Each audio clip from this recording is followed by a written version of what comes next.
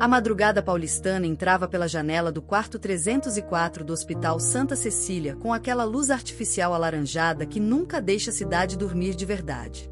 Eram 13h15 da manhã quando ajeitei meu jaleco branco impecável e caminhei silenciosamente até a poltrona onde Dona Nilza fingia dormir. Fingia. Eu sabia que fingia. Aquela velha maldita nunca dormia de verdade. Ficava ali, naquela poltrona de couro sintético cor de vinho, com os olhos semicerrados, fingindo que ressonava, mas eu sentia o peso do olhar dela me seguindo cada vez que eu me aproximava do pequeno Arthur. Como uma coruja empoleirada, sempre vigilante, sempre julgando. Mas naquela noite, ela parecia realmente exausta. 2 semanas de hospital cobram seu preço, mesmo das mais teimosas. A cabeça dela pendia para o lado, a boca entreaberta, e pela primeira vez desde que comecei esse trabalho, eu tive certeza absoluta, ela estava dormindo. Era a minha chance.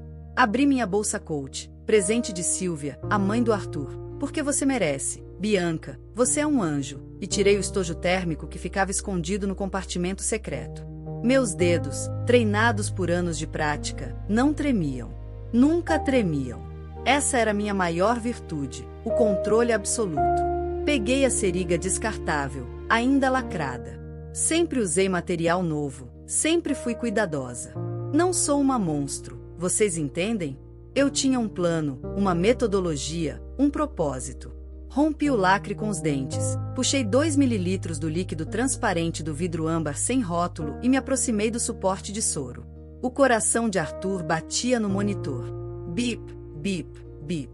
Aquele som constante e reconfortante que dizia: ele está vivo, ele está bem, ele está sob meus cuidados. Inseri a agulha na via do soro, bem devagar, injetando o conteúdo gota a gota. A substância se misturava ao soro fisiológico, invisível, indetectável a olho nu.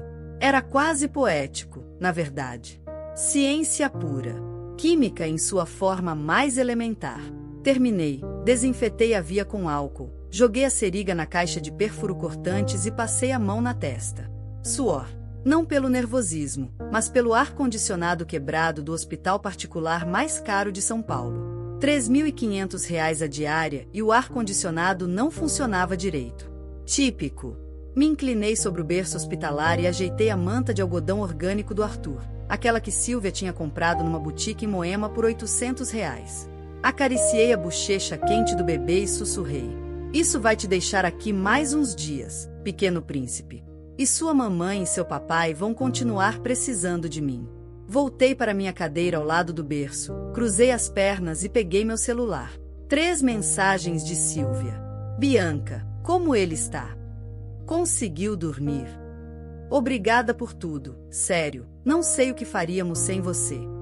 Sorri. Aquele sorriso profissional que eu tinha aperfeiçoado ao longo de 12 anos de carreira.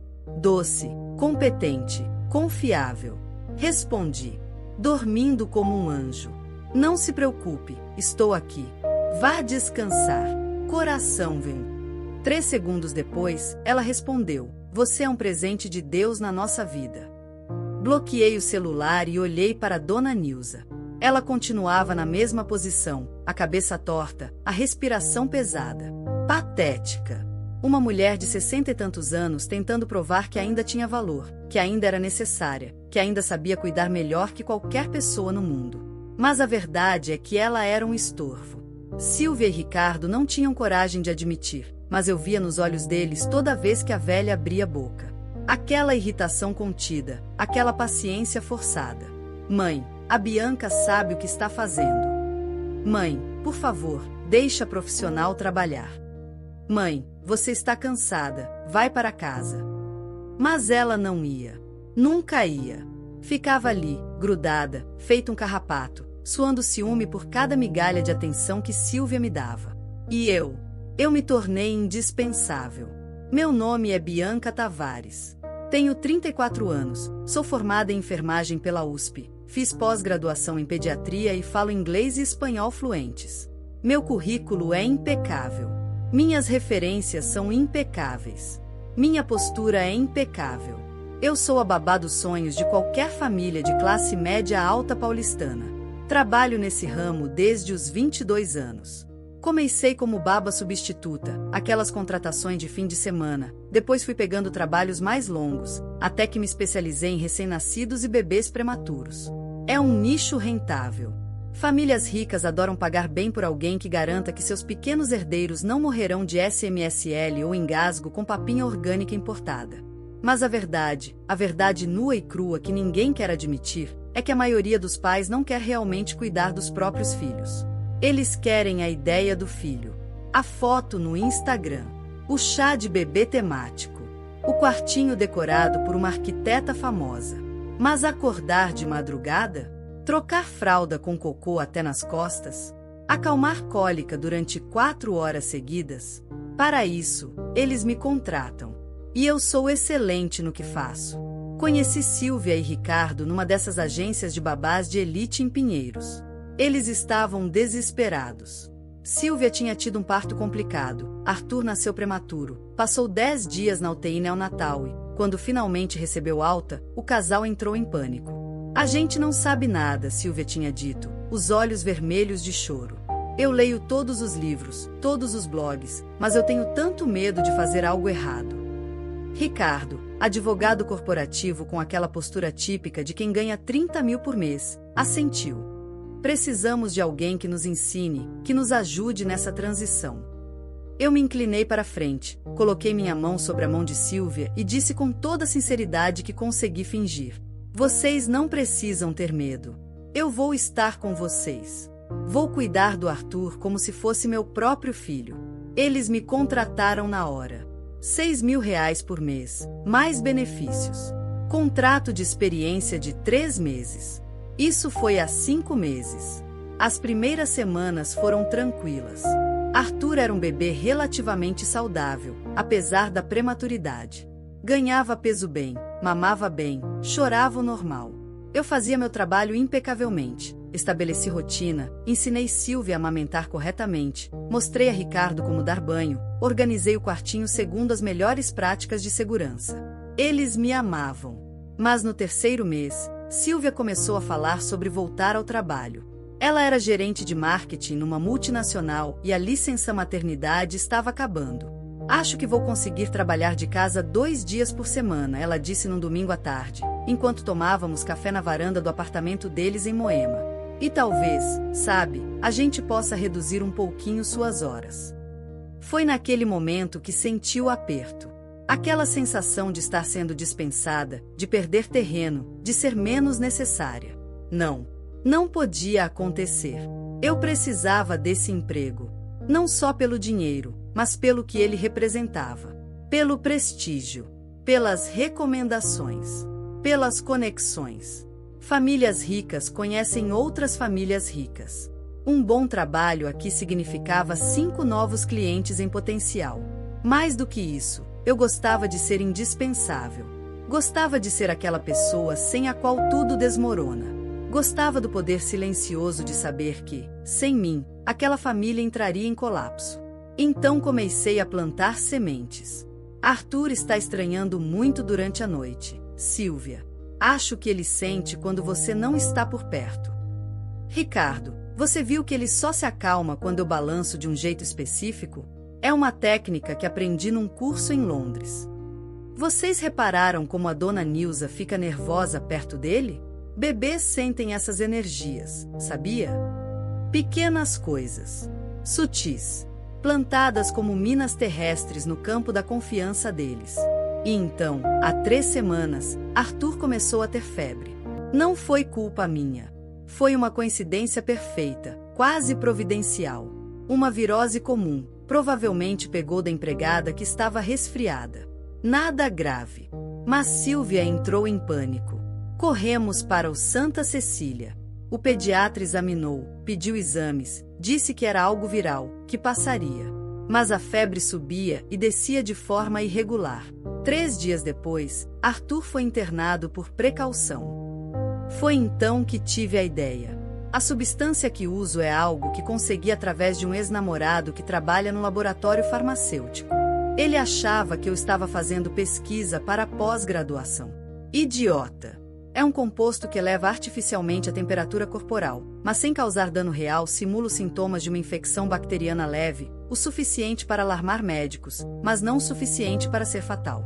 Os exames mostram marcadores inflamatórios elevados, mas nunca conseguem identificar a fonte exata. É o crime perfeito, na verdade. Porque não é realmente um crime. Não estou matando ninguém. Estou apenas prolongando uma situação. Nos primeiros dias, usei doses mínimas.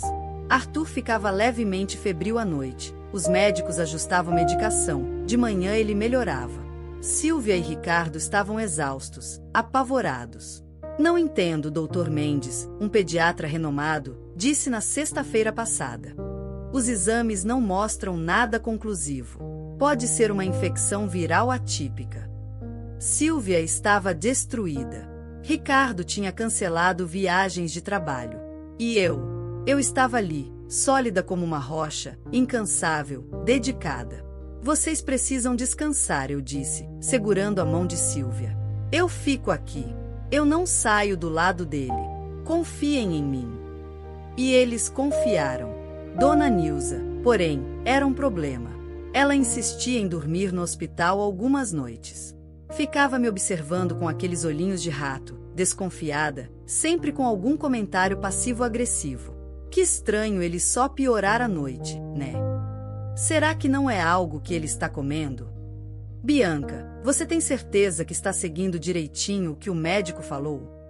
Velha intrometida. Mas eu sorria. Sempre sorria. Dona Nilza, a senhora está cansada. Quer que eu peça um café? Esta noite, porém, ela finalmente apagou de verdade. E eu aproveitei. Às 6 da manhã, a enfermeira do plantão entrou para verificar os sinais vitais de Arthur. Dona Nilza acordou sobressaltada, desorientada. Ah, bom dia, Dona Nilza, eu disse com minha voz mais suave. A senhora dormiu bem? Ela me olhou com aquela expressão que eu já conhecia. Desconfiança. Raiva contida. Impotência. Dormi, ela resmungou, ajeitando o cabelo grisalho. A enfermeira checou a temperatura de Arthur e franziu a testa. 38,2. Subiu de novo. Fingi preocupação.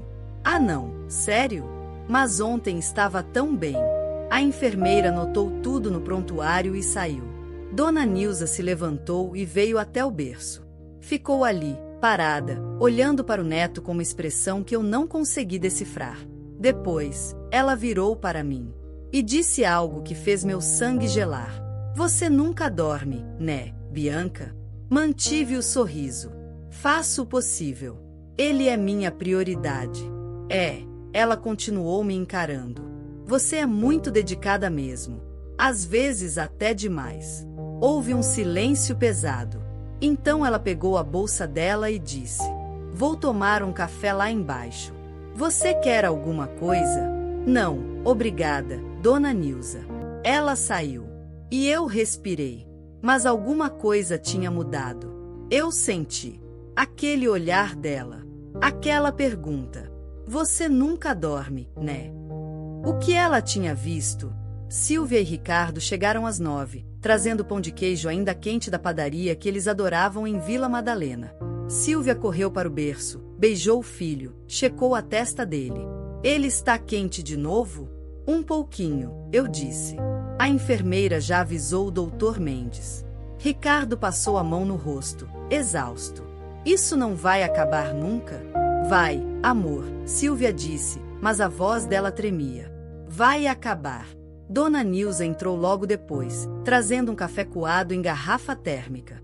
Trouxe café de casa, ela disse. Desse do hospital eu não tomo. Silvia revirou os olhos discretamente. Eu vi. Ela sempre fazia isso quando a sogra aparecia. Obrigada, mãe, mas a gente já tomou café. Eu trouxe para vocês, não para mim. Nilza se sentou na poltrona com uma expressão fechada. O clima ficou tenso. Foi aí que o Dr. Mendes entrou, acompanhado de uma médica que eu não conhecia. Uma mulher na faixa dos 40, de jaleco branco impecável, cabelos presos num coque, óculos de armação fina. Bom dia, família, Dr. Mendes disse.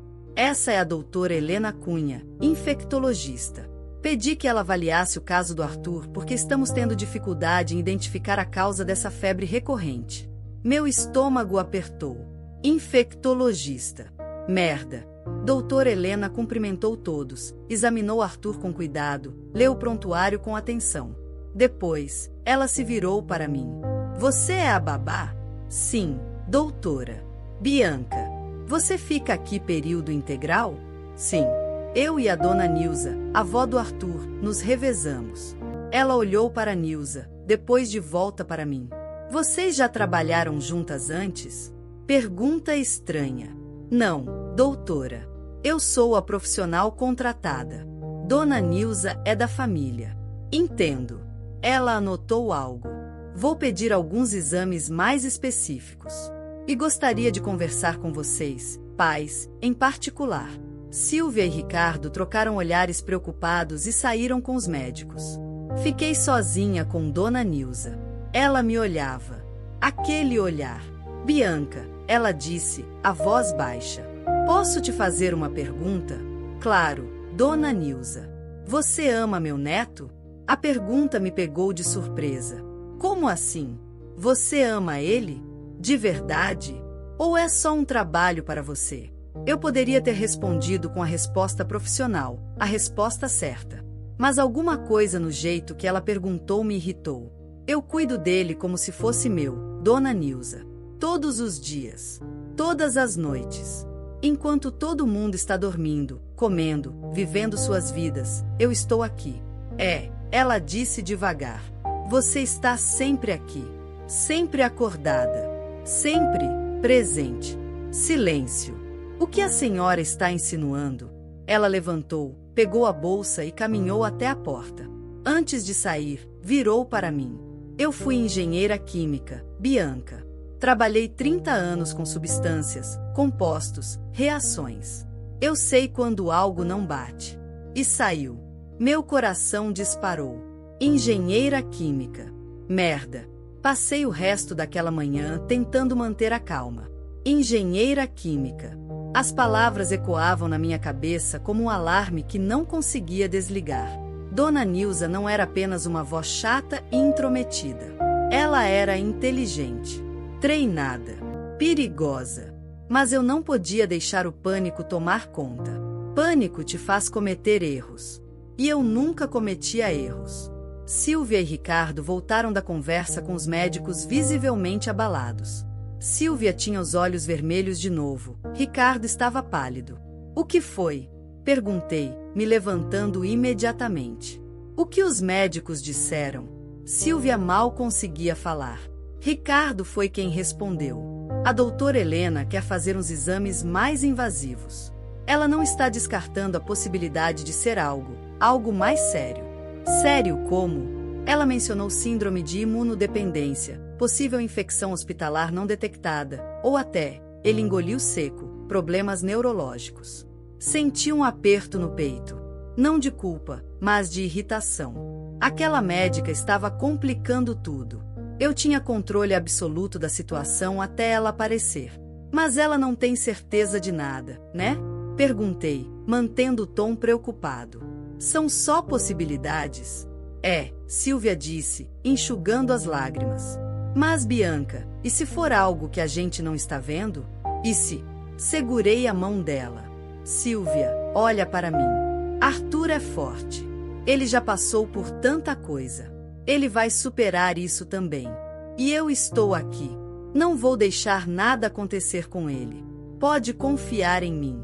Ela me abraçou. E por um breve segundo, eu quase senti algo parecido com arrependimento. Quase. Dona Nilza voltou no meio da tarde. Ela não falou nada comigo. Apenas se sentou na poltrona com um livro nas mãos e ficou ali, lendo. Mas eu sabia que ela não estava lendo coisa nenhuma. Ela estava me observando. Eu precisava agir rápido. Aquela noite, esperei até que Silvia e Ricardo fossem para casa. Eles estavam exaustos, e eu insisti para que descansassem. Vocês precisam dormir numa cama de verdade, tomar um banho quente, comer comida de verdade. Eu fico aqui com ele. Qualquer coisa, eu ligo na hora. Silvia hesitou, mas Ricardo já estava pegando a chave do carro. A Bianca tem razão, amor. A gente não aguenta mais. E ela nunca deixou nada acontecer com ele. Eles foram. Dona Nilza, no entanto, não se mexeu. A senhora não vai para casa também, Dona Nilza? Já está tarde. Ela fechou o livro devagar e me encarou. Não. Eu vou dormir aqui hoje. Mas a senhora está cansada. E essa poltrona não é confortável. Eu aguento. Impasse. Fingi que voltava minha atenção para o celular, mas cada célula do meu corpo estava em alerta máximo. Não podia aplicar a dose com ela ali. Não podia arriscar. Mas se eu não aplicasse, Arthur ia melhorar. Os exames iam normalizar. E a doutora Helena ia dar alta. E eu perderia tudo. Às 11 da noite, a enfermeira do turno da noite, Jéssica, entrou para trocar o soro. Era uma menina nova, devia ter uns 23 anos, sempre simpática. Como está nosso pequeno príncipe? Ela perguntou, sorrindo. Melhor, graças a Deus, eu disse. Febre estabilizou. Que bom. Tomara que logo vocês recebam alta. Ela terminou de trocar a bolsa de soro e saiu. Dona Nilza continuava na poltrona. Agora ela tinha fechado os olhos, mas eu não acreditava que estava dormindo. Pensei rápido. Precisava tirá-la dali. Dona Nilza, eu disse baixinho. A senhora está com fome? Posso buscar alguma coisa na lanchonete do hospital? Eles têm um sanduíche natural muito bom. Ela abriu os olhos. Não, obrigada. Tem certeza? Eu vou descer de qualquer jeito. Aproveito e trago. Eu disse que não quero. A voz dela era fria. Definitiva. Merda. Fiquei ali, fingindo mexer no celular, até que finalmente, perto da meia-noite, Dona Nilza levantou e foi ao banheiro. Era a minha chance. Tirei o estojo térmico da bolsa, peguei a seringa, rompi o lacre. Meus dedos trabalhavam no automático, rápidos, precisos. Puxei 1,5 mililitros, menos do que antes, só para manter os sintomas sem exagerar. Me aproximei do suporte de soro. A porta do banheiro se abriu. Congelei. Dona Nilza estava ali, parada, me olhando. Eu tinha a seringa na mão. O mundo parou. Por 1 milésimo de segundo, considerei mentir, dizer que era medicação prescrita, que estava ajustando algo. Mas a expressão no rosto dela me disse que seria inútil. Ela sabia. Eu imaginei, ela disse, a voz trêmula de raiva contida. Eu imaginei, mas eu precisava ver com meus próprios olhos. Meu coração batia tão forte que achei que ia explodir. Mas externamente, mantive a calma. Guardei a seringa de volta no estojo, fechei minha bolsa e olhei para ela. Dona Nilza, você está machucando meu neto. A voz dela estava quebrando. Você está envenenando ele. Por quê? Por dinheiro? Por prazer? Pelo amor de Deus, por quê? A senhora não entende. Eu entendo perfeitamente. Ela praticamente gritou, mas ainda assim mantendo o volume baixo para não acordar o bebê. Você é uma psicopata. Você está prolongando o sofrimento de uma criança indefesa para manter seu emprego, seu salário, sua posição. Eu não estou machucando ele. Minha voz saiu mais fria do que eu pretendia. Não estou fazendo nada que vá causar dano permanente. É só uma estratégia. Estratégia? Os olhos dela estavam arregalados de horror. Você está falando de uma criança como se fosse um negócio. Dei um passo à frente. Ela deu um passo atrás. Eu cuido do Arthur melhor do que qualquer pessoa nessa família, eu disse, cada palavra saindo devagar, pesada. Melhor do que a Silvia, que mal sabe trocar uma fralda. Melhor do que o Ricardo, que tem nojo de limpar vômito.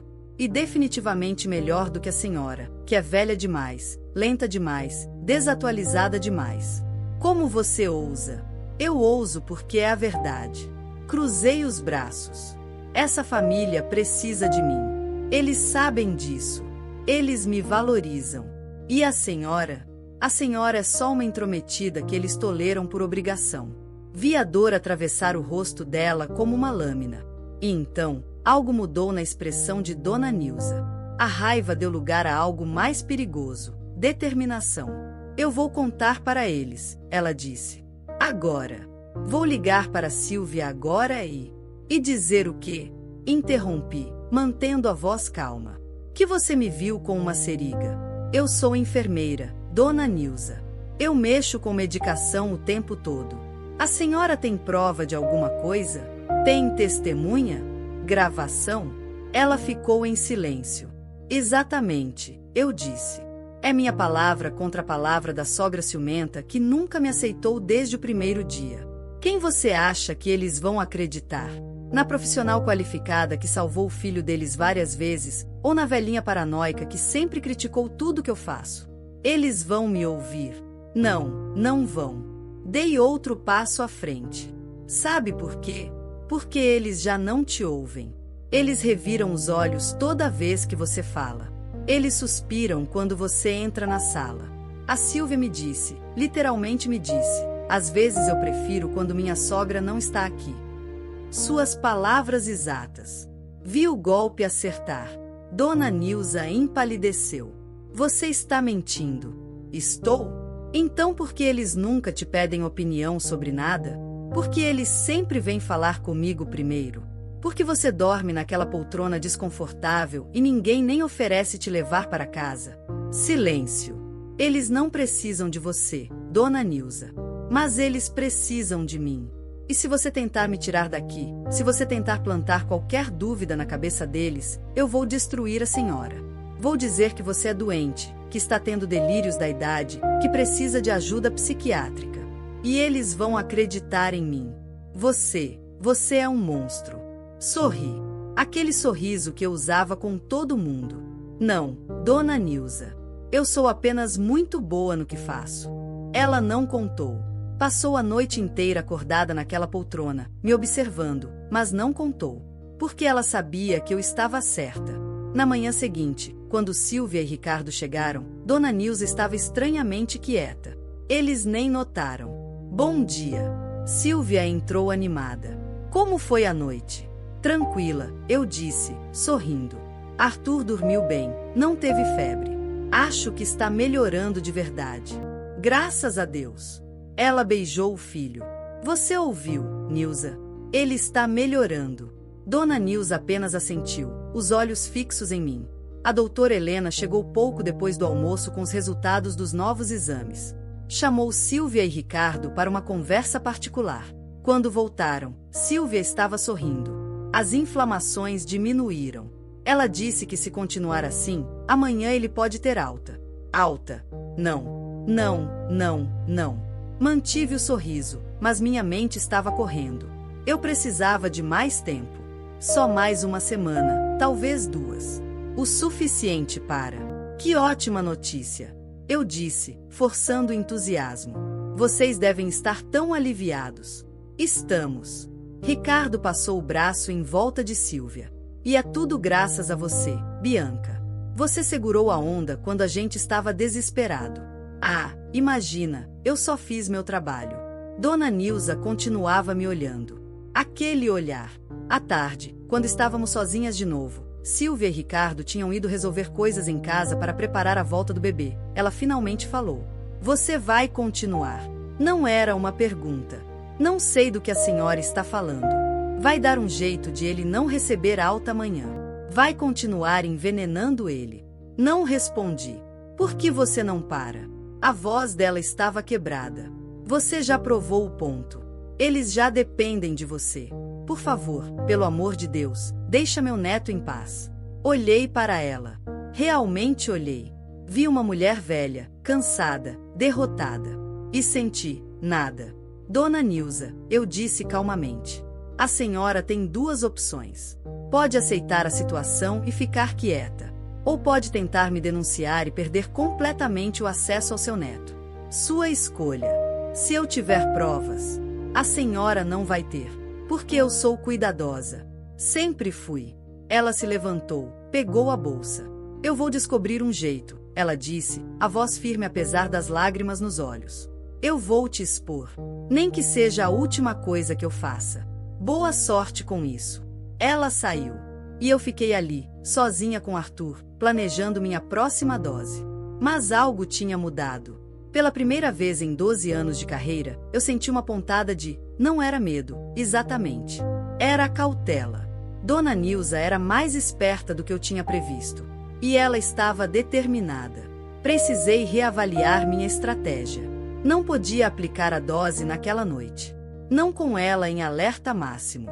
Precisava deixar Arthur melhorar, receber alta, ir para casa. E então, em casa, onde eu teria mais controle, onde não teria médicos, laboratórios e infectologistas intrometidas. Aí sim eu continuaria. Afinal, bebês ficam doentes o tempo todo. Principalmente nos primeiros meses. É normal. Natural. E eu estaria lá, confiável e indispensável, para cuidar dele. Arthur recebeu alta na quinta-feira. A festa foi generalizada. Silvia chorou de alegria. Ricardo abriu champanhe. Sim, champanhe, às 10 da manhã, porque rico é esquisito assim. Até a doutora Helena parecia genuinamente feliz. Continuem os cuidados em casa, ela instruiu. Qualquer alteração, qualquer febre, vocês me ligam imediatamente, ok? Pode deixar, doutora, Silvia disse. E a Bianca está com a gente 24 horas, então ele está em ótimas mãos. A médica olhou para mim. Foi um olhar estranho, avaliador. Você é a babá, certo? Sim, doutora. Enfermeira formada? Sim. Pós em pediatria. Entendo. Ela anotou algo. Bom, então está tudo certo. Mas qualquer coisa mesmo, vão direto para emergência. Não esperem. Por que ela estava sendo tão enfática? Será que Dona Nilza tinha dito algo? Não podia ter. Se tivesse dito, a médica teria me confrontado, eles teriam chamado a polícia, algo. Era só minha paranoia. Voltamos para o apartamento em Moema. Era um triplex lindo, com vista para o Parque Ibirapuera, 3 suítes, área gourmet, piscina. O quartinho do Arthur era decorado com tema de safari, com um elefantinho de pelúcia que custava mais do que meu aluguel. Silvia estava radiante. Finalmente em casa. Ela beijou Arthur 1000 vezes. Meu amor, você está em casa. Ricardo carregou as malas. Eu organizei tudo no quarto. Dona Nilza não apareceu. Achei estranho.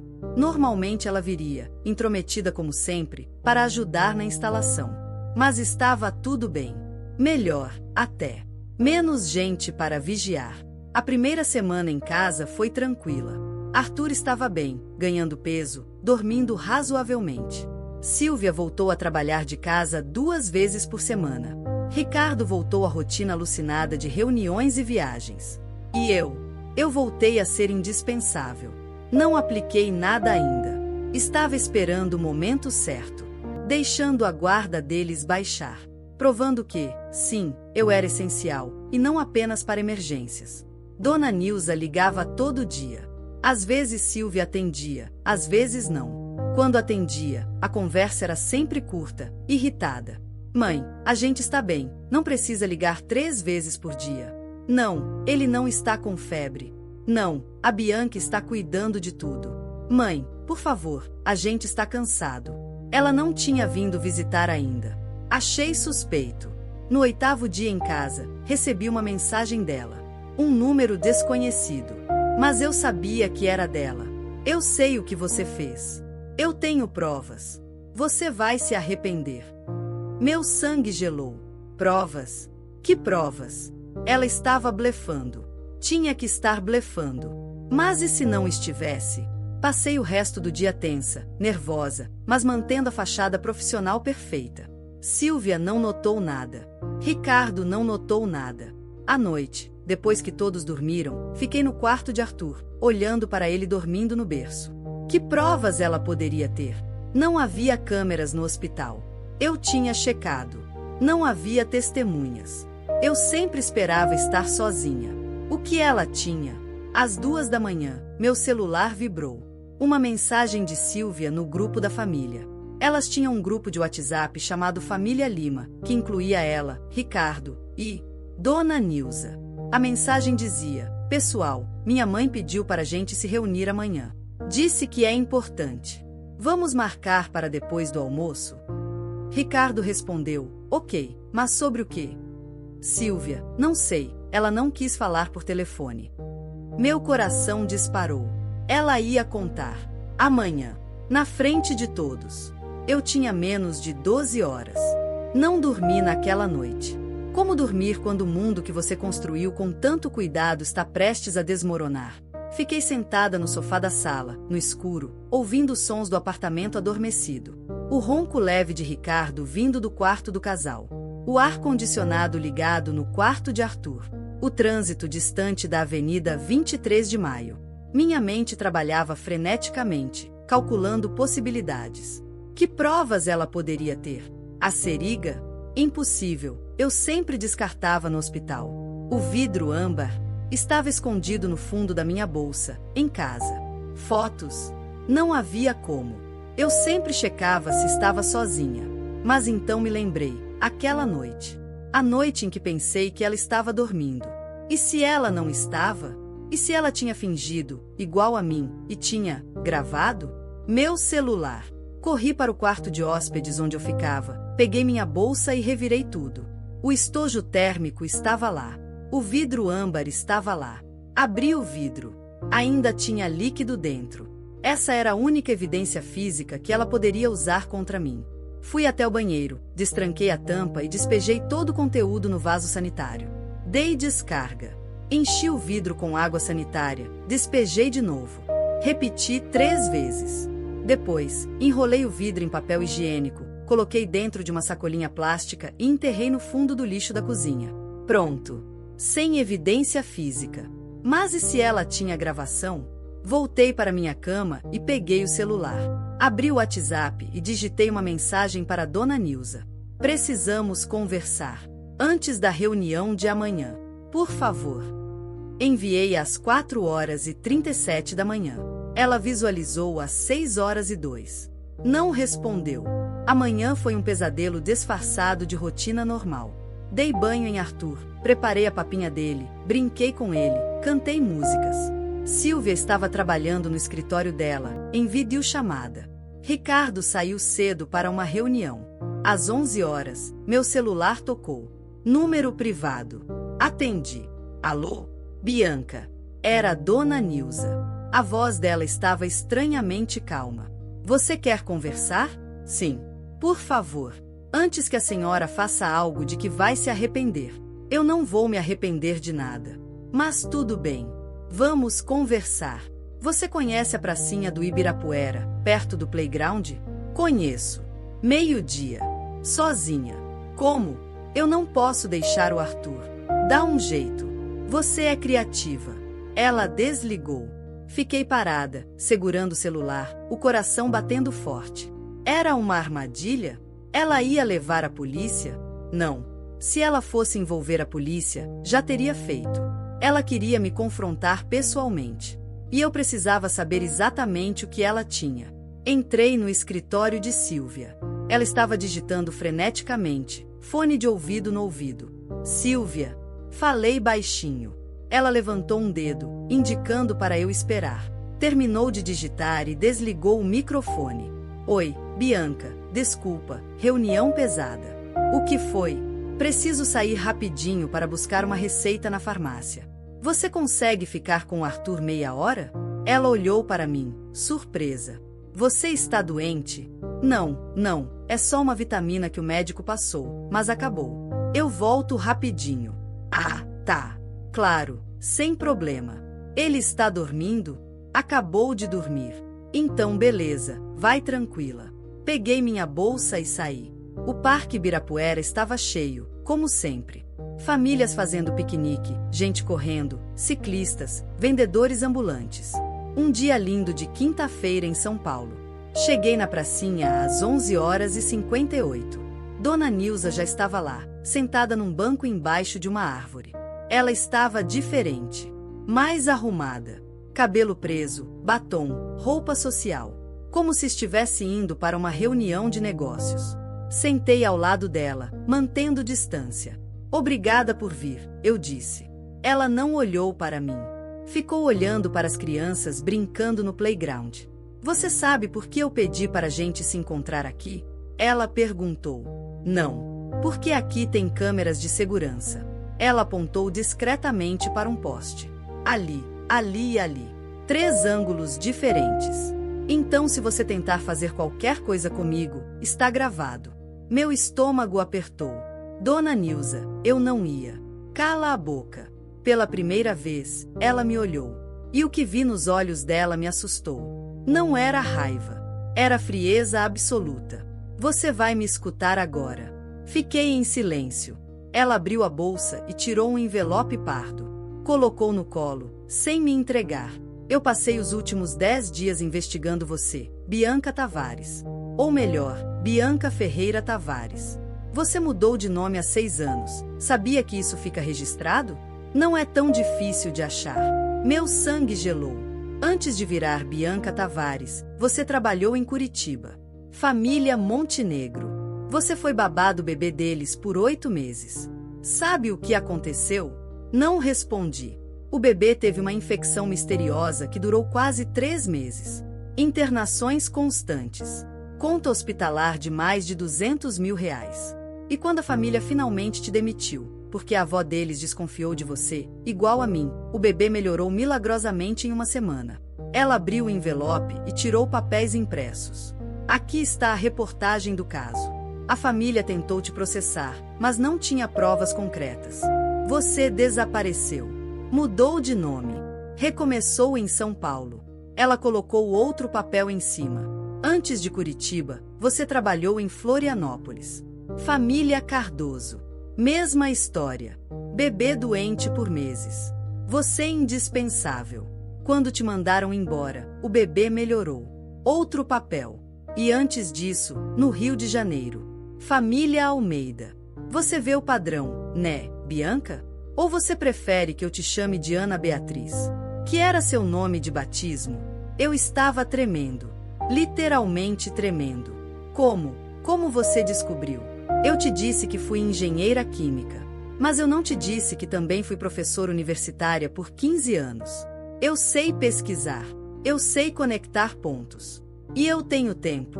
Algo que você claramente não tinha pensado que uma velha inútil teria. Ela guardou os papéis de volta no envelope e me entregou. Isso é uma cópia. Os originais estão com meu advogado, junto com uma carta explicando tudo. Se algo acontecer comigo, se eu tiver um acidente, se eu simplesmente desaparecer, ele tem instruções para levar tudo isso para a polícia e para o Conselho Regional de Enfermagem. Dona Nilza, eu não terminei. Ela tirou o celular da bolsa. Eu também tenho isso. Ela apertou play num vídeo. Era o quarto do hospital. Câmera baixa, ângulo ruim, mas dava para ver. Ela tinha filmado. Tinha filmado do chão, escondendo o celular, provavelmente embaixo da poltrona. No vídeo, eu me aproximava do suporte de soro com a seriga na mão. Não dava para ver claramente o que eu estava fazendo, mas dava para ver a seriga. Dava para ver eu injetando algo. Dava para ver eu limpando tudo depois. E dava para ouvir minha voz sussurrando: "Isso vai te deixar aqui mais uns dias, pequeno príncipe." Meu mundo desabou. Você me filmou. Eu suspeitava. Então eu testei minha teoria. Fingi que estava dormindo. E você caiu direitinho. Ela trancou o celular e guardou de volta. Esse vídeo está em nuvem. Está em 3 lugares diferentes. Está com meu advogado. Está seguro. Fiquei sem palavras. Agora, ela continuou, a voz perigosamente calma. Você tem uma escolha. Você vai chegar hoje à tarde na reunião e vai contar tudo. Você vai se demitir. Vai devolver todo o dinheiro que recebeu nesses 5 meses. E vai procurar ajuda psiquiátrica, porque você é doente, Bianca. Você é muito, muito doente. E se eu não fizer isso? Eu mostro o vídeo para a Silvia e o Ricardo. Eu levo tudo para a polícia. Você vai ser presa. Vai perder seu registro profissional. E eu vou pessoalmente garantir que cada família que você prejudicou saiba onde você está, para que eles possam te processar também. Silêncio. O mundo continuava girando ao nosso redor. Crianças rindo. Pássaros cantando. O sol brilhando. E eu, pela primeira vez em 12 anos, estava completamente sem saída. Por que você não foi direto para a polícia? Perguntei, a voz saindo rouca. Ela me olhou. E pela primeira vez, vi algo além da raiva, tristeza. Porque apesar de tudo, Bianca, eu não quero destruir a vida da minha nora. A Sílvia já sofreu demais com a doença do Arthur. Se isso virar um processo criminal, vai ser notícia, vai ser escândalo, vai ser trauma em cima de trauma. Eu não quero isso para ela. Ela se levantou. Mas principalmente, eu não fui direto para a polícia porque eu queria que você soubesse. Queria que você sentisse o que é ser desmascarada. Queria que você entendesse que não importa o quão esperta você pensa que é, sempre tem alguém mais esperto. Ela pendurou a bolsa no ombro. Reunião é às 3. Não se atrase. E ela foi embora, me deixando sozinha naquele banco, segurando o envelope que continha toda a minha ruína. Voltei para o apartamento no piloto automático. Sílvia estava dando mamadeira para Arthur, distraída com o celular. Conseguiu sua vitamina? Ela perguntou sem olhar para mim. Consegui. Que bom.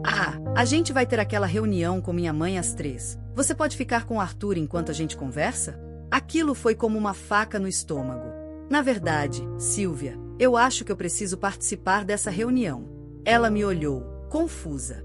Por quê? É sobre mim. Como assim? Sua mãe, ela quer conversar sobre o meu trabalho. Sílvia revirou os olhos. Ai, meu Deus, de novo? Bianca, não liga para o que minha mãe fala, ela é muito. Não, Sílvia. Dessa vez é diferente. Eu preciso que você me escute hoje. Você, o Ricardo e sua mãe. Por favor. Algo no meu tom fez ela parar e realmente me olhar. Você está bem? Não. Não estava. Vamos conversar às 3, ok? Ricardo chegou 5 para as 3. Dona Nilza chegou pontualmente às 3. Eu coloquei Arthur no berço para dormir e juntei-me a eles na sala. Sílvia estava visivelmente irritada. Mãe, que história é essa de reunião urgente? A gente está no meio da semana. O Ricardo teve que sair do trabalho.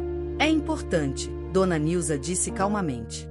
E a Bianca precisa estar aqui também. A Bianca? Sílvia olhou para mim, confusa. Isso é sobre o trabalho dela? Mãe, se você vai começar de novo com essas críticas. Sílvia, eu disse, interrompendo. Deixa sua mãe falar. Ricardo estava recostado no sofá, braços cruzados, já impaciente. Então, alguém vai explicar o que está acontecendo? Dona Nilza abriu a bolsa e tirou o envelope. Colocou na mesa de centro. Bianca, ela disse, me olhando. Você quer contar ou eu conto? Sílvia e Ricardo trocaram olhares alarmados. Respirei fundo. Era o fim. Mas de alguma forma estranha, era quase um alívio. Eu vou contar, eu disse. E contei. Contei sobre a substância. Sobre como injetava no soro do Arthur no hospital. Sobre como planejava continuar quando ele voltasse para casa. Sobre por que fiz isso. O dinheiro, a necessidade de ser indispensável, o medo de perder tudo. Não tentei me justificar. Não tentei minimizar. Só falei a verdade nua e crua. Quando terminei, o silêncio na sala era ensurdecedor. Sílvia estava branca. Completamente branca. As mãos tremendo. Ricardo levantou de repente, tão violentamente que derrubou o copo de água que estava na mesa. Você fez o quê? Ele gritou. Você envenenou nosso filho? Ricardo, tentei falar. Não. Você não fala. Você não fala mais nada. Ele estava vermelho de raiva. Eu vou te processar. Eu vou te colocar na cadeia. Eu vou. Sílvia interrompeu com um som estranho. Não era choro. Era algo pior. Era um gemido de dor pura. Ela se levantou, cambaleou até o berço de Arthur e pegou ele no colo, apertando como se alguém fosse tirá-lo dela de novo. Você machucou meu bebê, ela sussurrou, a voz quebrando. Eu confiei em você. Eu confiei tanto em você. Eu achei que você amava ele. Sílvia, sai! Ela gritou, virando para mim com uma fúria que eu nunca tinha visto. Sai da minha casa. Sai agora. Eu vou devolver todo o dinheiro, eu disse rapidamente. Eu vou me demitir, vou procurar ajuda. Você acha que dinheiro resolve? Ricardo avançou para mim. Dona Nilza se colocou entre nós. Você acha que dinheiro compensa o que você fez? Meu filho passou 2 semanas no hospital. 2 semanas. Com agulha no braço, com dor, com medo. Ele estava chorando agora. Um homem de 40 anos, chorando de raiva e dor. Eu vou chamar a polícia, ele disse, pegando o celular. Foi quando Dona Nilza falou: Ricardo, espera. Esperar? Esperar o quê? Eu sei que você quer justiça. Eu também quero. Mas pensa na Sílvia. Pensa no Arthur. Se isso virar caso de polícia, vai ser investigação, vai ser processo, vai ser imprensa. Vocês querem isso? Querem expor o Arthur a isso? Então ela vai sair impune? Ricardo estava incrédulo. Não. Dona Nilza olhou para mim. Ela vai devolver cada centavo. Ela vai assinar uma confissão completa, reconhecendo tudo. E ela vai sumir. Vai sair de São Paulo. Vai mudar de cidade, de estado. E nunca mais vai trabalhar com crianças. Se eu souber que ela está fazendo isso de novo, aí sim eu levo tudo para a polícia e para o CRM. Eu aceito, eu disse imediatamente. Eu aceito tudo. Ricardo olhou para Sílvia. Ela ainda estava abraçada com Arthur, chorando baixinho. Amor? Ele perguntou. O que você quer fazer? Ela demorou muito tempo para responder. Quando finalmente falou, a voz estava quebrada, mas firme. Eu quero que ela suma. Eu não quero mais ver a cara dela. Nunca mais. 2 horas depois, eu estava na minha casa, um apartamento alugado de um quarto em Pinheiros, jogando minhas coisas em malas. Tinha assinado a confissão. Tinha transferido todo o dinheiro de volta. Tinha entregue minha carteira profissional para Dona Nilza, que prometeu enviá-la para o CRM com pedido de cancelamento. Meu celular tocou. Era um número que eu não reconhecia. Atendi. Bianca Tavares. Uma voz feminina. Sim, aqui é do escritório do Dr. Fernando Almeida. O senhor gostaria de conversar com a senhora sobre o caso de 2017 envolvendo o filho dele, Lucas Almeida. Meu estômago revirou. Como vocês conseguiram meu número? A senhora acha mesmo que consegue se esconder para sempre? A voz era fria. Outras famílias também estão te procurando. A senhora vai ter que responder pelo que fez. Ela desligou. Sentei na cama, cercada de malas, e pela primeira vez em muito tempo, chorei de verdade. Não de arrependimento, mas de medo. Porque eu finalmente entendi. Você pode fugir, pode mudar de nome, pode recomeçar. Mas o passado sempre, sempre te alcança. Dona Nilza estava sentada no mesmo banco do Parque Ibirapuera, vendo Arthur, agora com quase 1 ano, correr desajeitado atrás de um pombo. Sílvia estava ao lado dela, sorrindo. Ele está enorme, Nilza comentou. Está. E saudável. Completamente saudável. Sílvia olhou para a sogra. Mãe, eu nunca te pedi desculpas direito pelo que aconteceu. Sílvia.